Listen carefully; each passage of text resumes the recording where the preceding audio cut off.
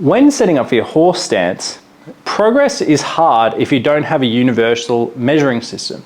So we start by getting a certain amount of steps wide before we focus on getting down.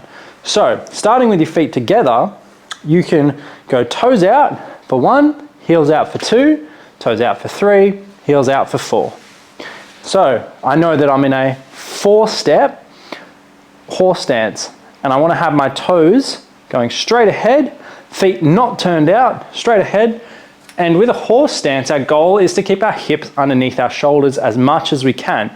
We want to arch that lower back while keeping the shoulders on top of it. So from the side, you go full tuck and you know where you're at, and then you go extend and then you sink. So you can push the knees out and you're going into almost a wide squat. And as you do this, you will find that it is very uncomfortable. So that is what we are aiming for with our horse stance. So normally this is prescribed in 30 to 60 second holds, up to 5 minutes.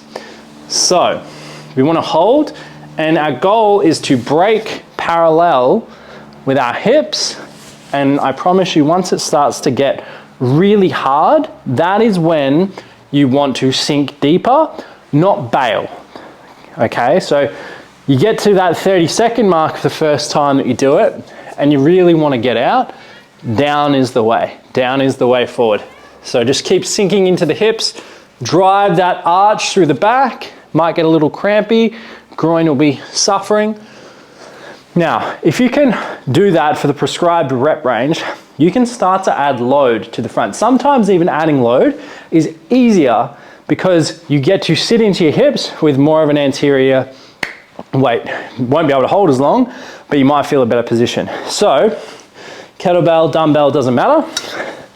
Now I know my stance width, so I've gone 1, 2, 3, 4 and straight. I know that this is the same setup as last time. Over time, if you want to widen this and go to a 5 or a 6 step, it's pretty gnarly on the hips, but you're welcome to try. If it's too hard, maybe go to a 3, more of a squat stance, but try to keep your torso vertical when you do this. Won't always be, but the intention matters. So push the hips forward, extend the lower back. So if I go down, we can also measure our time using weight. So it's strength endurance by using weights.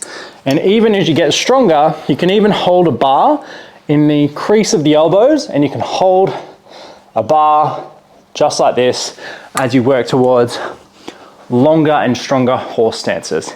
Your goal is to break parallel and keep chipping away at the range that you're at until you get down, or the weight that you're at until you get down. Then the world is your oyster. Enjoy that.